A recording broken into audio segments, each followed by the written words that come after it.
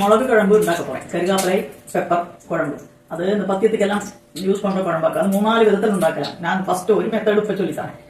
அதுக்கு வேண்டிய இன்கிரீடியன்ட் வறுக்கிறதுக்கு இதில் ஒரு கப்பு பெப்பர், 3/4 கப்பு அரிசி, வெந்தயம் 1 ஸ்பூണ്, பெருங்காயம் ഇതെല്ലാം വറക്കണം. വറുത്തിട്ട് കരികാപ്പില നിറയെ എടുത്തുക്കണം, ഒരു ബൗള്. അത് എല്ലാം ഇത് പച്ചയാവേ എല്ലാം ചേർത്തി വറക്കരുത്. വറുത്തിട്ട് இந்த சைடில் இந்த கடுகு போடுறேன். கடுகு,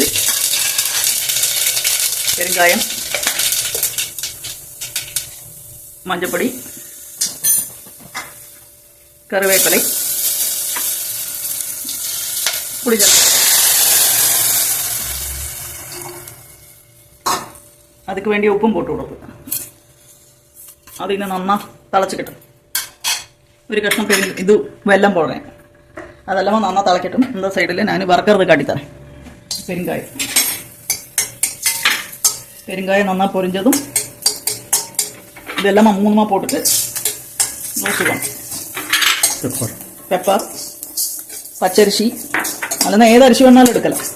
വെന്തയം. ഇത് വയറ് സുഖമില്ലാത്തവാള്, പനിയുള്ളവ എല്ലാവരും കഴിച്ചാൽ നന്നായിരിക്കും.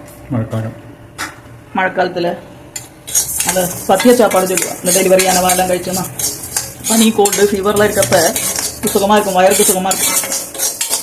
ഇതും വറുത്ത് കറിവേപ്പില പച്ചയാ അരച്ചിട്ട് കാണിച്ചതാണ്. വറുത്തതെല്ലാം നന്നാ കുരുമുളക്, അരിശി, വെന്തയം എല്ലാം വറുത്തേനാ.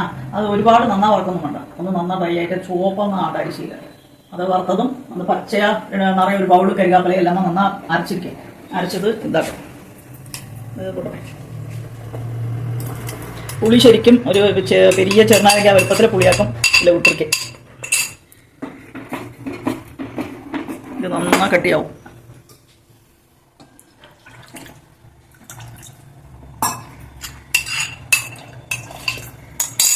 ഇത് നന്നാ തിളക്കട്ടെ. എന്നിട്ട് കാട്ടാം.